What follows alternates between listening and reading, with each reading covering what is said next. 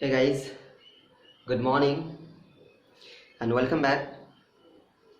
This is Dhirendra Kumar and just you're watching YouTube channel English by DS. तो मेरे प्यारे दोस्त, कल के क्लास में हम लोग प्रॉपर नाउन और कॉमन नाउन के बारे में गणना किया। आज की क्लास में मैं आप लोगों को ये बोला था कि proper noun versus common noun करके दिखाएंगे। अब proper noun versus common noun मतलब जरा गौर कीजिए, मैंने आपको बतलाया क्या था।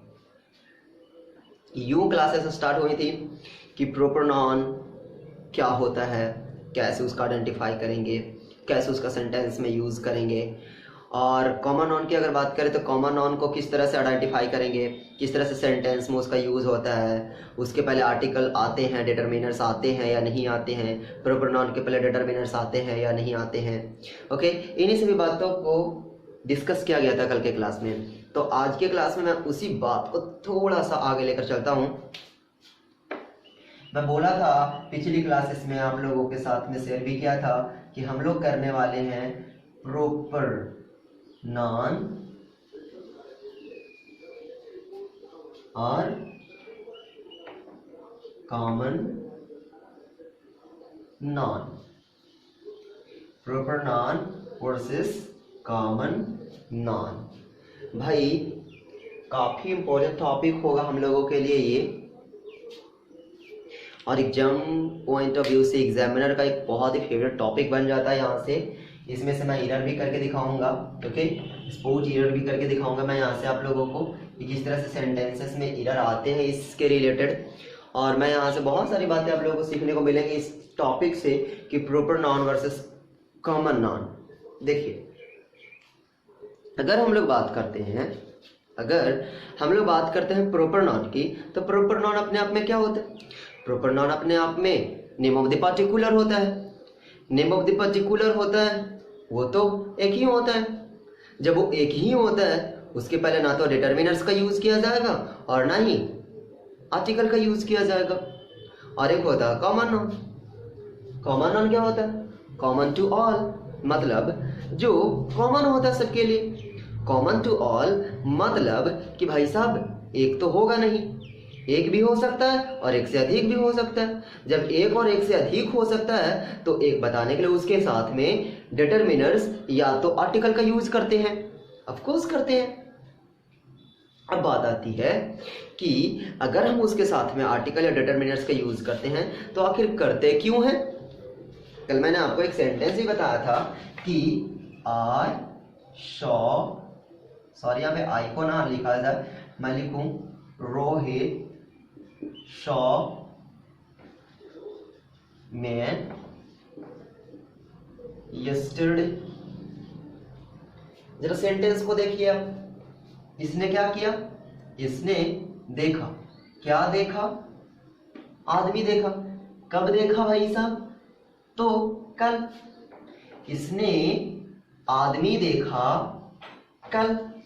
अब जरा सोचिए, ये मैन अपने आप में क्या है? मैन तो अपने आप में नॉन है। मैन तो अपने आप में नॉन है। कैसा नॉन है सर? ये नॉन कैसा है? तो अपने आप में कॉमन नॉन है।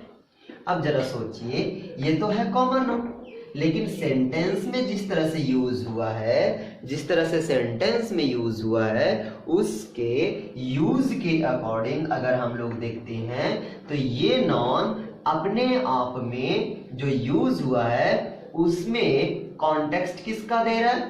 तो प्रॉपर नाउन का है। कॉमन नाउन सेंस किसका दे रहा है? प्रॉपर नाउन का, जो कभी पॉसिबल नहीं है क्या? नहीं।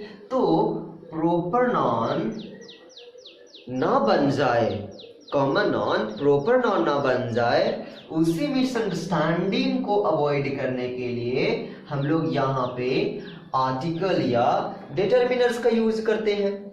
अब अगर आप यहाँ पे ये लगा दो कि I saw a man yesterday, आप यहाँ डिटर्मिनर्स का भी यूज कर सकते हैं, this man yesterday, that man yesterday. तो जरा सोचिए, अब ये इसको क्या कर रहा है? पर्टिकुलर बना रहा है कि ये दुनिया का सभी इंसान को तो एक साथ में देख नहीं सकता।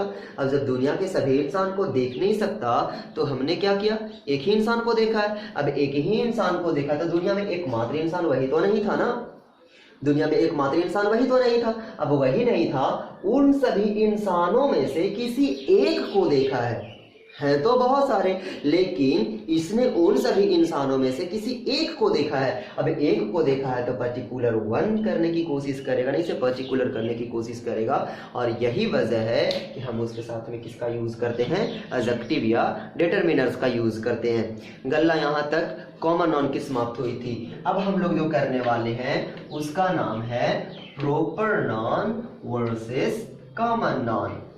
भाई मेरे, अगर हम लोग बात करते हैं proper noun versus common noun की तो याद रखिएगा, बहुत अच्छी बात है, इसे इंपॉर्टेंट मार्क करके चलिएगा। ओके, बहुत important point of exam point of view से बहुत इंपॉर्टेंट हो रहा है क्वेश्चन यहाँ से। Proper noun versus common noun, proper noun versus common noun. जैसे देखिए पहला प्रॉपर नाउन, प्रॉपर नाउन, तो याद रखिएगा प्रॉपर नाउन अपने आप में क्या होता है, पर्टिकुलर वन होता है। प्रॉपर नाउन अपने आप में क्या होता है, तो पर्टिकुलर वन होता है मेरे भाई। अगर पर्टिकुलर वन है तो याद रखिएगा कि अगर प्रॉपर नाउन यूज किया जाता है, अगर यूज्ड किया जाता है प्रॉपर नाउन की तरह, अगर प्रॉपर नाउन का यूज प्रॉपर नाउन की तरह किया जाए, अगर प्रॉपर नाउन का यूज प्रॉपर नाउन की तरह किया जाए। देखिए मैं अभी एग्जांपल से समझाने की कोशिश करूंगा आपको। फिलहाल ये पॉइंट थोड़ा सा कॉम्प्लिकेटेड लग रहा होगा कि सर प्रॉपर नाउन तो है ही, तो प्रॉपर नाउन की तरह ही यूज किया जाएगा ना। हाँ, यही तो समझाने की कोशिश कर रहा हूँ कि ये तो ऑलरेडी प्रॉपर नाउन है। अब अगर ये ऑलरेडी प्रॉपर नाउन है तो ये किसकी तरह यूज किया जाएगा, ऑफ कोर्स प्रॉपर नाउन की तरह यूज किया जाएगा। अगर ये प्रॉपर नाउन है और प्रॉपर नाउन की तरह ही यूज किया जाए तब उसके पहले आर्टिकल या डिटरमिनर्स, आर्टिकल या डिटरमिनर का यूज नहीं किया जाता है। ये बात याद हो गई भाई फिर से, कि अगर प्रॉपर नाउन का यूज प्रॉपर नाउन की तरह किया जाए, अगर प्रॉपर नाउन का यूज प्रॉपर नाउन की तरह किया जाए तो मेरे भाई उस प्रॉपर नाउन के पहले आर्टिकल या डिटरमिनर्स का यूज कभी नहीं किया जाएगा। ये बात समझ में आई होगी शायद। सॉरी। दूसरा पॉइंट क्या बनने वाला है, जरा गौर करिएगा। देखिए दूसरा पॉइंट इसका क्या बनने वाला है कि अगर प्रॉपर नाउन हो, ओके, प्रॉपर नाउन हो और प्रॉपर नाउन का use as a common noun किया जाए। प्रॉपर नाउन का यूज किस तरह से किया जा रहा है, कॉमन नाउन की तरह किया जा रहा है। अब जरा सोचिए, ये है क्या, प्रॉपर नाउन, किस तरह से यूज किया गया है, कॉमन नाउन की तरह यूज किया गया है। तो कॉमन नाउन के पहले हम लोग आर्टिकल या डिटरमिनर्स का यूज करते हैं या नहीं करते हैं, आप बताइए। कि अगर प्रॉपर नाउन किसके तरह यूज किया जा रहा हो, तो प्रॉपर नाउन यूज किया जा रहा है कॉमन नाउन की तरह, प्रॉपर नाउन यूज किया जा रहा है कॉमन नाउन की तरह। तो कॉमन नाउन के पहले किसका यूज करेंगे, आर्टिकल या डिटरमिनर्स का यूज करेंगे। कॉमन नाउन के पहले किसका यूज करेंगे, आर्टिकल या डिटरमिनर्स का यूज करेंगे। जैसे एक सिंपल सा एग्जांपल, मैं बोला कि भाई एक क्लास है, ओके, यह एक क्लास है और इसमें रोहित रोहित रोहित रोहित 4 रोहित पढ़ते थे। होता है ना क्लास में एक ही नाम के 2-4 बंदे आ जाते हैं। अब जरा सोचिए, मैं बोला क्या कि इस क्लास में रोहित की संख्या कितनी है, आपने कहा 4, ओके, इस क्लास में रोहित की संख्या कितनी है, 4। अब जरा सोचिए कि अगर रोहित की संख्या 4 है, रोहित की संख्या 4 है अब उसमें से किसी एक को टीचर ने पनिश किया। अब उस 4 रोहित में से टीचर ने किसी एक को पनिश किया। अब जरा गौर कीजिए, हम उस सेंटेंस में क्या बोलेंगे? Our teacher punished Rohit. Our teacher punished Rohit मतलब टीचर ने रोहित को पनिश किया। अब जरा गौर कीजिए कि टीचर ने पनिश किसको किया? रोहित को। रोहित तो है यहाँ पे किस फॉर्म में? प्रॉपर नाउन के फॉर्म में। प्रॉपर नाउन के फॉर्म में है। अगर आप कहते हैं कि आवर टीचर पनिश्ड रोहित, मतलब क्लास में रोहित की संख्या कितनी थी? 1 थी। लेकिन वास्तविक क्या था? रियल क्या था? भाई साहब वहां पे रियल तो कुछ और था कि क्लास में रोहित की संख्या कितनी थी? 4। अब क्लास में रोहित की संख्या थी 4 और आप सेंटेंस में बता रहे हो 1। सेंटेंस तो इलॉजिकल हो गया ना भाई मेरे। तो आप ये सेंटेंस कॉन्टेक्स्ट के अकॉर्डिंग सही है, लेकिन इसके अकॉर्डिंग तो गलत है ना।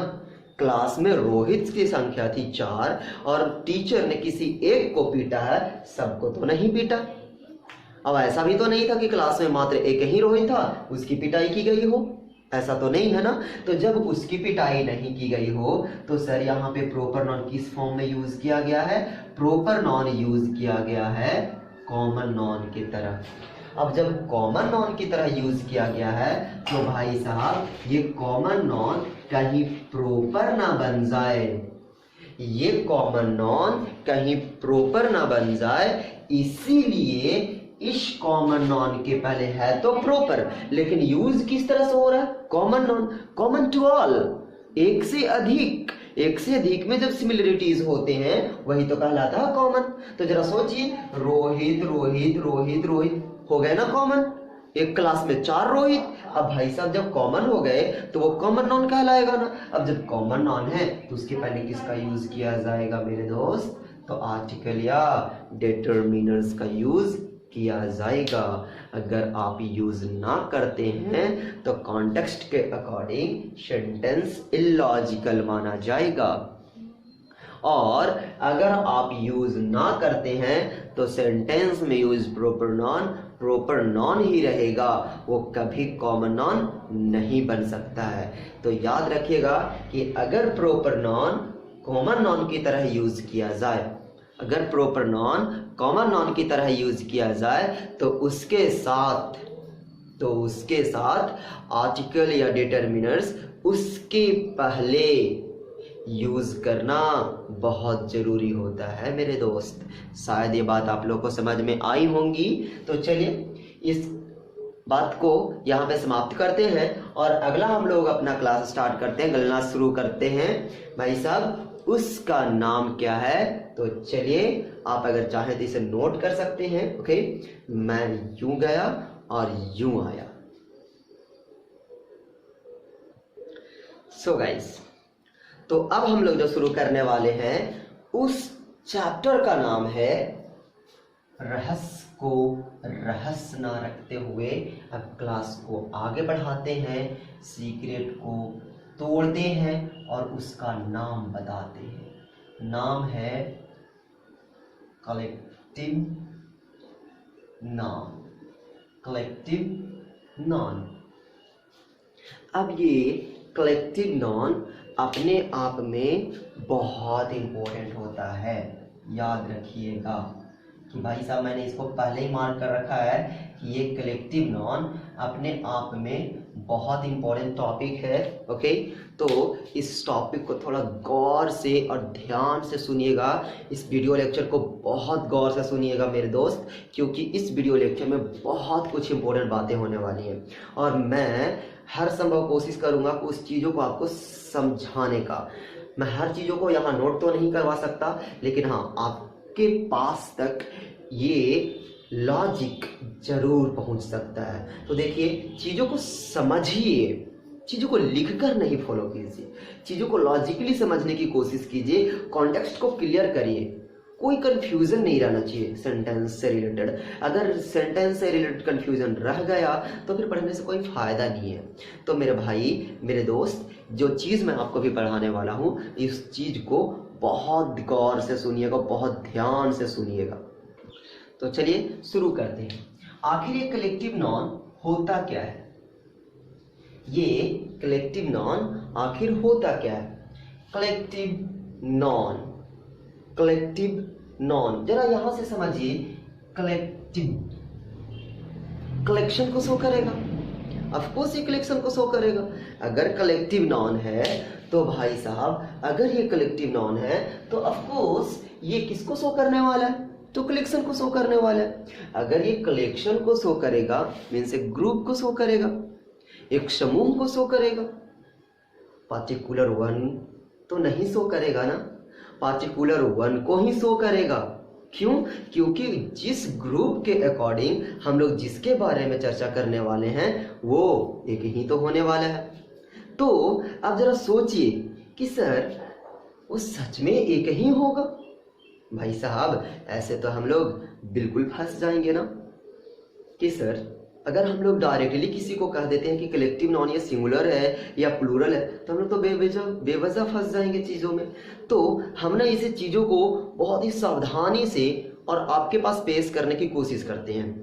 ओके, इस चीज़ को समझने के लिए हम लोग एक एग्जाम्पल लेते हैं। जैसे देखिए, मैं एग्जाम्पल लेता हूँ जूरी का, ZURY। ये जूरी क्या होता है? जूरी आप लोगों ने शायद देखा होगा, अगर नहीं सुना है या नहीं जानते इसके बारे में तो मैं इसके बारे में बता दूं। जूरी क्या होता है? आप लोगों ने अगर एक मूवी देखा होगा जिसका नाम है रुस्तम।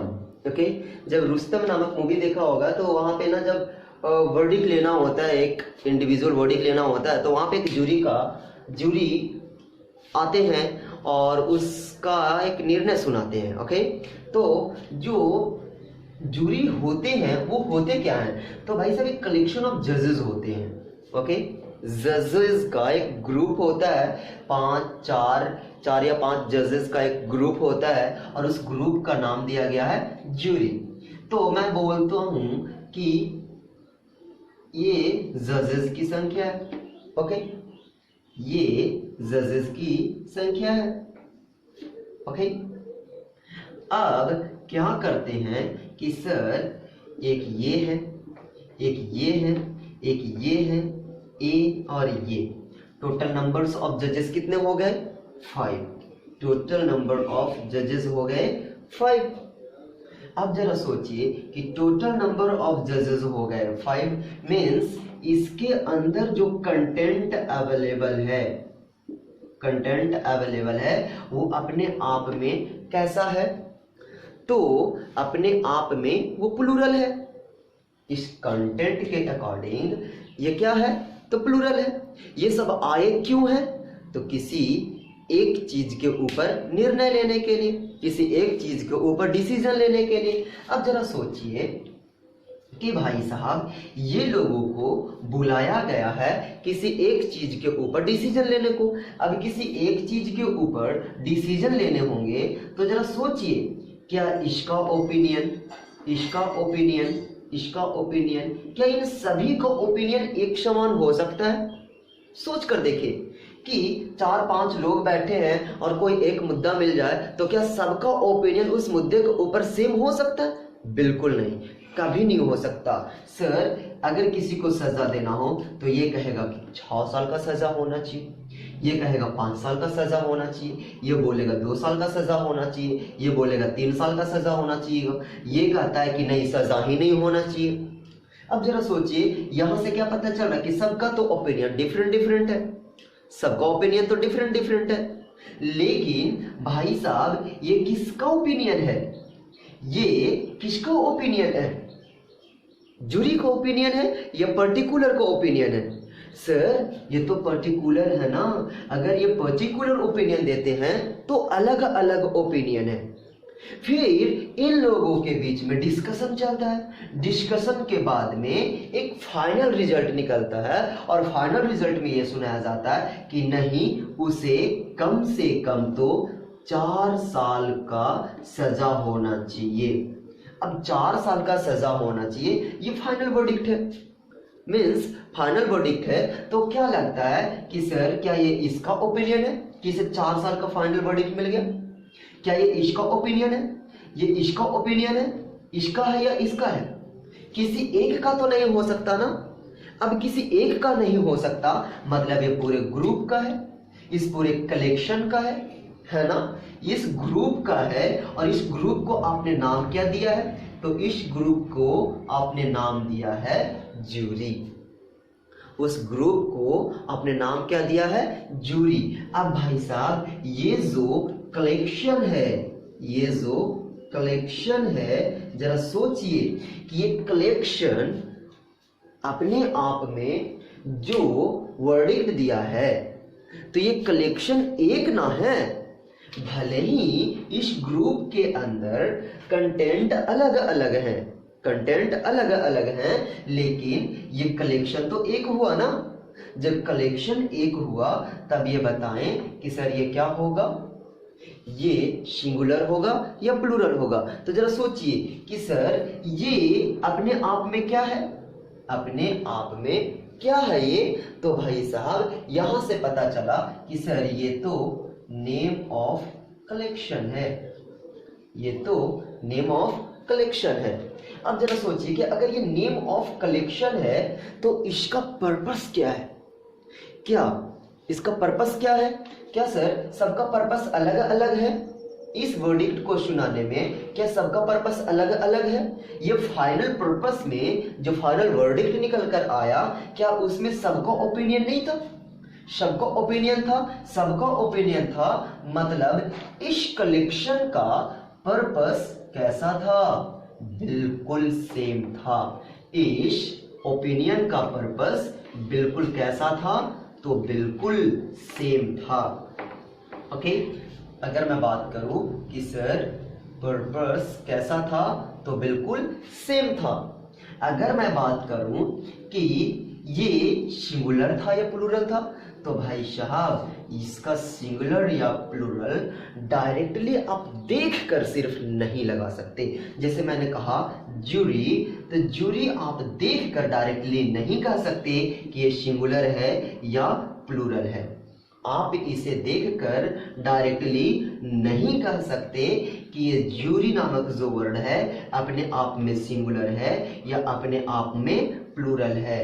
भाई साहब जब तक ये सेंटेंस में नहीं यूज किया जाएगा, जब तक ये सेंटेंस में यूज नहीं किया जाएगा, तब तक आप इसके सिंगुलर या प्लूरल होने का दावा नहीं कर सकते।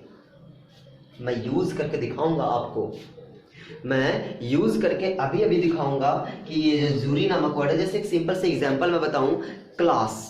ओके, तो क्लास का एग्जाम नेक्स्ट मंथ लिया जाएगा या नेक्स्ट वीक लिया जाएगा। इस क्लास का एग्जाम नेक्स्ट वीक लिया जाएगा। अरे बावला हो गया के भाई, जरा समझ तू, तेरे को क्या लगे कि इस क्लास का तुम एग्जाम लेने वाले हो?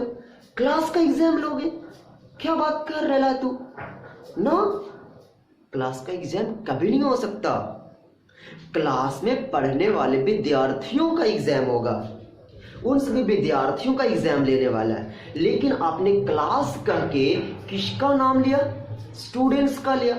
आप स्टूडेंट्स ना बोल करके आपने बोला कि इस क्लास का एग्जाम नेक्स्ट वीक लिया जाएगा, इस क्लास का एग्जाम। तो क्या क्लास का एग्जाम लेने वाले हो? क्लास आकर देगा पेपर तुम्हारा क्लास देने वाला है क्या? बिल्कुल नहीं ना।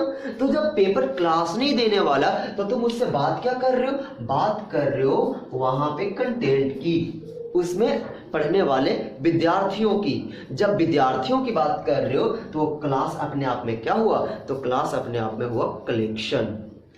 तो उन सभी बच्चों का एग्जाम कब होने वाला था? Next week. पर्पस सेम था या नहीं था? तो बिल्कुल पर्पस सेम था। जैसे देखिए, मैं अभी आपको एक एग्जाम्पल से समझाने की कोशिश करता हूं कि अगर आप कंटेंट के अकॉर्डिंग चलेंगे, अगर आप कंटेंट के अकॉर्डिंग चलेंगे तो ये कंटेंट अपने आप में हमेशा होता है प्लूरल। कैसा होता है? प्लूरल। ये अपने आप में कैसा होता है? प्लूरल। और अगर आप इस कंटेंट के कलेक्शन की बात करते हैं, ओके, अगर आप इस कंटेंट के कलेक्शन की बात करते हैं तो भाई याद रखना ये कलेक्शन हमेशा कैसा होगा? सिंगुलर। ओके, ये कलेक्शन हमेशा कैसा होगा? सिंगुलर। अगर आप इसके अंदर, इस कलेक्शन के अंदर वाले कंटेंट की बात करते हैं तो कंटेंट हमेशा कैसा होगा? वो कंटेंट हमेशा प्लूरल होगा। और अगर आप इस कलेक्शन की बात करते हैं तो ये कलेक्शन हमेशा कैसा होगा? सिंगुलर होगा। बात समझ में आई होगी शायद यहाँ तक कि अगर हम लोग बात करते हैं कंटेंट की तो कंटेंट हमेशा कैसा होगा? प्लूरल होगा। और अगर बात करते हैं कलेक्शन की तो कलेक्शन हमेशा कैसा होगा? तो हमेशा से सिंगुलर होगा। ओके, अगर हम लोग बात करते हैं कि भाई साहब एक एग्जाम्पल हो जाए, जैसे the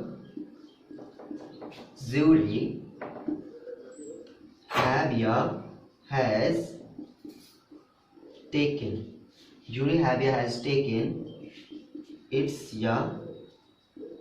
their decision. Jury has taken its their decision. गौर कीजिए पहले सेंटेंस के ऊपर कि the jury has taken its their decision. Okay, last से चले सर, लास्ट से देखिए क्या है? डिसीजन। डिसीजन लिया गया ना, फाइनल वर्डिक्ट। अगर ये फाइनल वर्डिक्ट है तो अब बताएंगे जरा कि जिसको 4 साल की आपने सजा सुनाई है, क्या ये इसका इंडिविजुअल ओपिनियन था? क्या इसका पर्टिकुलर ओपिनियन था? क्या इसका पर्टिकुलर ओपिनियन था? क्या इसका पर्टिकुलर ओपिनियन था? नहीं, सबका ओपिनियन था। और सबके ओपिनियन था मीन्स एक कलेक्शन का ओपिनियन था। और अगर हम कलेक्शन की बात करते हैं तो कलेक्शन हमेशा कैसा होता है? सिंगुलर होता है। अगर यहाँ पे हम लोग कहें कि सर डिसीजन लेने में कलेक्शन का हाथ है ना कि कंटेंट का हाथ है, कंटेंट ने डिस्कस किया, कंटेंट जब डिस्कस किया तो डिस्कस करने के बाद में जो वर्डिक्ट निकल के आया वो वर्डिक्ट किसका था? इस कलेक्शन का था। और ये कलेक्शन कैसा था? तो सिंगुलर था। अगर ये सिंगुलर है, अगर दिया हुआ सब्जेक्ट सिंगुलर है तो भाई साहब सिंगुलर, याद कीजिए बचपन की पढ़ाई मेरे दोस्त कि दिया हुआ सब्जेक्ट अगर सिंगुलर हो, if the given subject is singular, तब उसके साथ आने वाला वर्ब कैसा होता है? तो सिंगुलर होता है। अब जरा सोचिए कि अगर आपका सब्जेक्ट सिंगुलर तो ये जो आपका वर्ब है वो सिंगुलर होगा या प्लूरल होगा? तो जूरी हैव या हैज, तो भाई साहब हैव अपने आप में क्या है? प्लूरल है। जितने भी वर्ब के फर्स्ट फॉर्म होते हैं वो हमेशा प्लूरल होते हैं और जितने फिफ्थ फॉर्म होते हैं वो सब के सब सिंगुलर होते हैं। तो यहाँ पे हैव क्या हो जाएगा? गलत। और सही क्या होगा? हैज। तो द जूरी हैज टेकन। अब जरा सोचिए कि सर ये सिंगुलर है, अगर ये सिंगुलर है तो सिंगुलर किसका है? एक कलेक्शन है। अगर हम लोग बात करते हैं यहाँ पजेसिव प्रोनाउन की, पजेसिव एडजेक्टिव की, तो जरा सोचिए कि यहाँ पे जो आने वाला एडजेक्टिव है, possessive adjective, possessive word, possessive determiners जो भी कहते हैं आप, तो यहाँ पे आने वाला जो वर्ड होगा वो सिंगुलर होगा या प्लूरल होगा? तो अगर इसका सब्जेक्ट सिंगुलर हुआ तो जाहिर सी बात है कि आने वाला पजेसिव एडजेक्टिव भी क्या होगा? सिंगुलर होगा। मतलब यहाँ पे अगर हम लोग बात करते हैं देयर की तो देयर क्या हो जाएगा? गलत। और सही क्या होगा? इट्स। मतलब द ज्यूरी हैज या हैव, तो हम लोग कहेंगे has. The jury has taken its decision। बात समझ में आई मेरे दोस्त?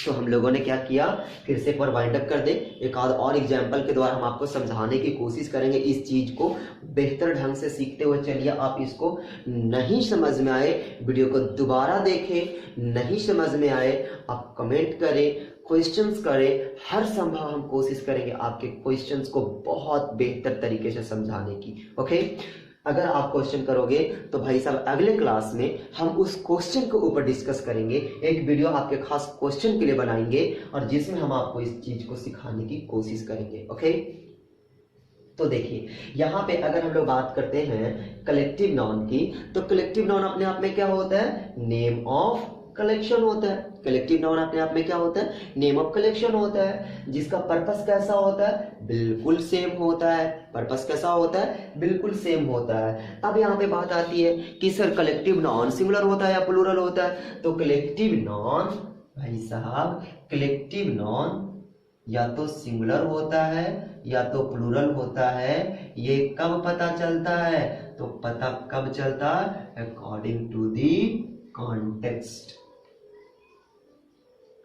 जब तक ये सेंटेंस में अप्लाई नहीं किया जाता, जब तक ये सेंटेंस में अप्लाई नहीं किया जाता, तब तक हमें इस बात का पता नहीं चलता कि दिया हुआ सेंटेंस जो है वो सिंगुलर है या प्लूरल है। ओके, तो कलेक्टिव नाउन जब तक सेंटेंस में अप्लाई नहीं किया जाएगा तब तक नहीं पता चलने वाला कि दिया हुआ सेंटेंस का जो कलेक्टिव नाउन है वो सिंगुलर है या प्लूरल है। तो भाई साहब मैं ना आपको एक एग्जांपल और करवाता हूं, इस एग्जांपल को मैं साफ करता हूं। ओके, जैसे देखिए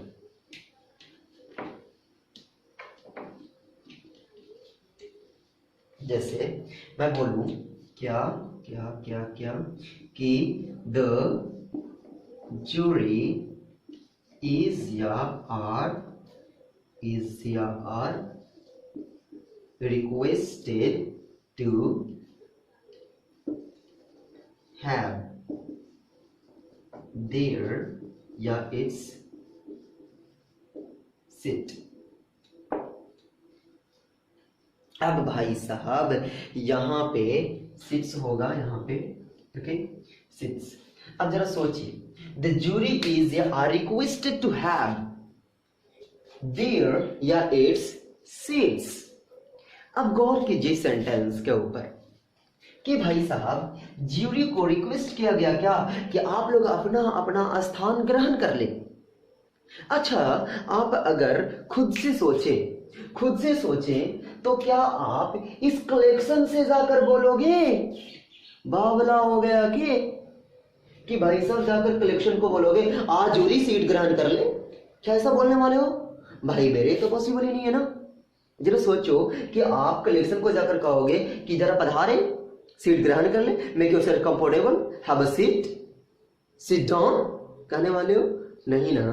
तो भाई मेरे ऑफ कोर्स हम लोग उस कलेक्शन को नहीं बोलने वाले हैं कि बैठ जाइए, आप एक एक करके ही बोलेंगे, मीन्स इस कंटेंट को ही बोलेंगे। आप जब कंटेंट को बोल रहे हैं कि अपना अपना स्थान ग्रहण कर लें, बैठ जाएं, तो भाई साहब आप जूरी को नहीं कह रहे हैं, जूरी के मेंबर्स को कह रहे हैं, जूरी के वकीलों को कह रहे हैं, सॉरी जजेस को कह रहे हैं। ओके, तो जो यहाँ पे जजेस हैं आप उन सबको बोल रहे हैं कि अपना स्थान ग्रहण कर ले। तो यहाँ पे जो जूरी आया है, यहाँ पे जो जूरी आया है, तो भाई साहब ये जूरी अपने आप में क्या हुआ, तो कंटेंट के अकॉर्डिंग यहाँ पे क्या आया, प्लूरल आया। अब अगर ये प्लूरल हुआ तो प्लूरल हेल्पिंग वर्ब लेगा, तो प्लूरल हेल्पिंग वर्ब लेगा तो इज यहाँ से जाने वाला है, आर आने वाला है। रिक्वेस्टेड टू हैव देयर या इट्स, अभी तो बोला था कि अगर दिया हुआ सब्जेक्ट सिंगुलर तो उसका पजेसिव एडजेक्टिव भी सिंगुलर, लेकिन ये सब्जेक्ट कैसा है, ये तो सब्जेक्ट हुआ प्लूरल, तो इसका आने वाला पजेसिव एडजेक्टिव क्या होगा, प्लूरल। इसका आने वाला पजेसिव एडजेक्टिव होगा प्लूरल, मतलब इट्स क्या हो गया, गलत। समझ में आया मेरे प्यारे? तो बातें शायद समझ में आई होंगी। ओके, तो मैंने क्या कहा कि भाई साहब जब भी बात आप जब भी बात कलेक्शन की करोगे तो कलेक्शन हमेशा कैसा होगा, सिंगुलर, और कैसा पजेसिव एडजेक्टिव लेगा, सिंगुलर पजेसिव एडजेक्टिव लेगा। और अगर आप कंटेंट की बात करेंगे तो वो कंटेंट हमेशा कैसा होगा, प्लूरल होगा, और वो कैसा पजेसिव एडजेक्टिव लेगा, तो प्लूरल पजेसिव एडजेक्टिव यूज करेगा। तो आज की क्लासेस बहुत हुई, ओके।